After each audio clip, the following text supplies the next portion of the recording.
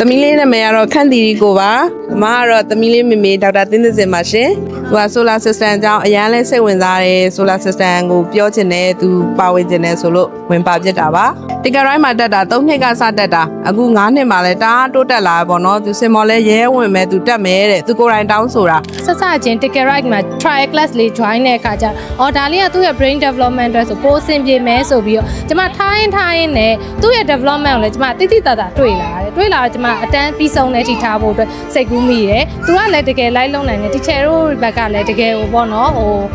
အစွမ်းရှိတဲ့လောက်ပံ့ပိုးပေးတဲ့အခါကျတော့ဒီလိုပွဲလေးတက်ရတဲ့အခါကျကျွန်မအရန်ပျော်တာပေါ့လေအမေဆိုတော့လေဟို city လေးကအစတက်တာတစ်နှစ်ခွဲတည်းတက်တာပေါ့နော်အခုလိုဒီလိုမျိုးမှာပြီးတော့ဟိုလဲတိုးတက်လာတယ်တိုးတက်တာလေးလည်းမြင်ရတယ်ပြီးတော့ဒီလိုမျိုးလေးခန်းခန်းနားနားလေးနဲ့အဲ့လိုမျိုးယူရတဲ့အတွက်လည်းအရန်ကိုဂုဏ်ယူပါတယ်ticket right လေးကသမီးလေးနဲ့ဆိုလို့ရှိရင်တူတူကြီးပြင်းလာသလိုပေါ့နော် ticket right စတာနဲ့သမီးကလည်းအသက်တစ်နှစ်ကျော်တာနဲ့ကွက်တီဆိုအခုသူ6နှစ်မှာ ticket right လည်း6နှစ်ဆိုသမီးလေးအသက်အများကြီးရှိသလို ticket right လည်းဒီထက်ပို့ပြီးတော့တွန်းချေပါစေလို့ဆုတောင်းပေးပါတယ် ticket right ကဟိုအရန်ကိုကောင်းတယ်ပေါ့နော်အဲဒါကြောင့်အခုဒီ6နှစ်ကနေပြီးတော့နောက်နှစ်ပေါင်းများစွာတိုင်ပါစေလို့ဆုတောင်းပေးပါတယ် ticket right ကဒီထက်မကအောင်မြင်ပါစေတိုးတက်ပါစေရှင်